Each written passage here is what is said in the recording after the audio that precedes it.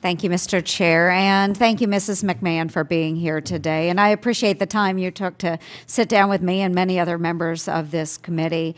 And I want to say a special thank you as well to Senators Blumenthal and Murphy for being here today, because I think so many times we get caught up in partisanship that we forget that there are many issues that we are very, very passionate about that share a bipartisan nature. So I want to thank them as well for being here to support you today. And I know that many members of this committee love to work on things together, especially when it comes to regulatory reform, tax reform, and others. So I want to thank them for that. Now, we sat down in my office. We talked about a number of issues. And one of the issues that I brought up as we sat down was a project that I've been working on over the last year, and it's legislation that gives small businesses a stronger voice in the regulatory process, and it's called the Prove It Act. And the legislation did pass out of this committee last year, and we worked really hard with the folks at SBA in the Obama administration to get their input and feedback, because the goal is to make sure that the bill is bipartisan and that it is a success. So we did talk about it, and the purpose of the Prove It Act is to strengthen the voice of small business owners and provide incentives to agencies to improve the quality of their certifications and analysis when they're actually writing a rule. And simply put, the Prove It Act says if there is a battle of analysis between different agencies on the economic impacts of a rule, then there should be a third party that will step in, review the facts, and then issue an objective assessment.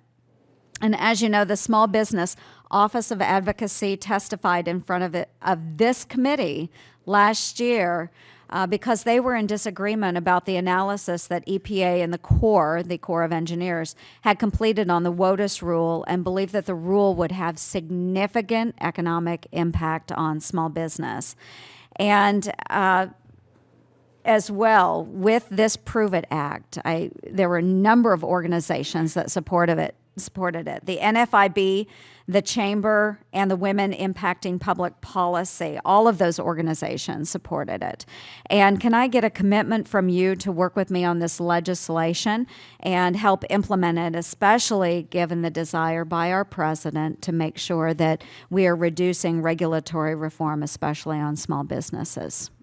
Senator Ernst, thank you very much. And I did enjoy our meeting. And when you talked to me about this legislation, I thought, wow, isn't that just a really common sense thing? And I think we just need more common sense in government. If you've got two sides that can't agree, you have a referee, you have a third party that comes in. And I liked also what you were telling me about the bill, which is that it actually would make the agencies work together before it had to become like a public event and help with drafting the legislation. So I think that it's a very good piece of legislation that I would like to learn more about, and would look forward to working with you to make sure that we can support our small businesses. Great, thank you. I appreciate that so much. And then on a related topic too, what are your goals just in the first few months, should you be confirmed? What are your goals in the first few months at the SBA? There are so many things to look at, and obviously we want to be mentors to our entrepreneurs. We want to grow and create jobs. But if I had to walk in the first day and someone were to say to me, what is the first thing you really want to look at today? I would say I want to take a look at our disaster relief program. Because disasters don't pick a time. They happen. And we need to be prepared for those disasters. I don't know how effective they've been. I know that when Sandy hit a few years ago, Hurricane Sandy, the devastation up the East Coast and in my state of Connecticut and New Jersey, I'm sure Senator Booker can speak to that, there was a delay in time of response from SBA. I don't know if that's because it was a massive storm, it went so far, resources weren't there, but we need to get ready for that. We just 2 nights ago, tornadoes in Georgia that killed 19 people. So we have to be ready for disaster relief. When our small businesses are put out of business for a while, economy suffers because they're out of business. We need to get those funds to them if they're out of their homes, to make those direct loans to them in their homes so they can get back and functioning and be families. So that is a real passion that I think we really need to take a strong look at.